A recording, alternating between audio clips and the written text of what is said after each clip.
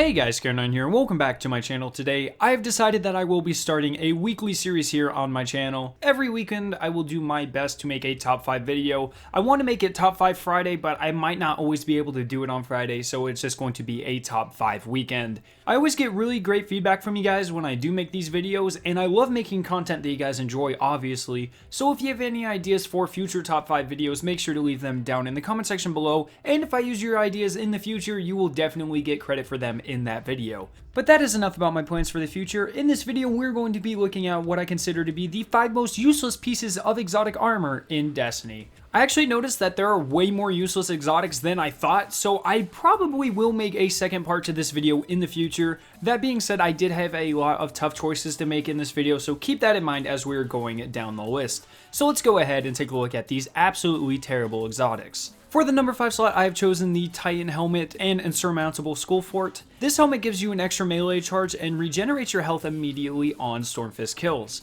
Now these perks do seem to be alright at first, however it really isn't the perks that it has that makes it useless, it is the perks that another exotic in the game has. The Titan Gauntlets, the Thagamizers, actually have a perk that grants an additional melee charge and comes with the addition of the Amplify perk automatically being unlocked in the Striker tree. Overall, the Thagamizers pretty much make the Insurmountable Skull Fort useless and pretty much earns it a spot on this list. In the number 4 slot, we have the Hunter Helmet exotic, the ATS/8 Arachnid.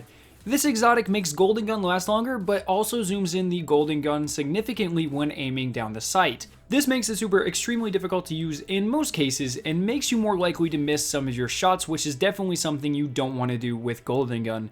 If you do decide to use this exotic for the extended super time, it is generally recommended that you shoot your Golden Gun from the hip. However, your best choice is probably not to use this helmet at all, as there are many more exotic choices that would benefit the Gunslinger subclass much more. In the end, the ATS Arachnid really isn't a good exotic. For the 3rd slot, I have chosen to put the Titan exotic, the Empyrean Bellicose. This helmet makes it so that aiming weapons while airborne holds you in place for a short duration of time. This might seem like a really cool and useful perk at first and is really fun to play around with, however all it really does is make you a giant floating target that other players can easily shoot at. Now, there are probably some players who are very good with this exotic and love to use it. However, for the majority of players, it really just makes them make themselves more easy to kill. Overall, I consider this to be an extremely useless exotic. Now, in the runner-up slot, I've put the brand new Warlock helmet, the Astrocyte Verse. This is easily one of the coolest looking exotics in the game, however it really doesn't offer anything too amazing in terms of perks.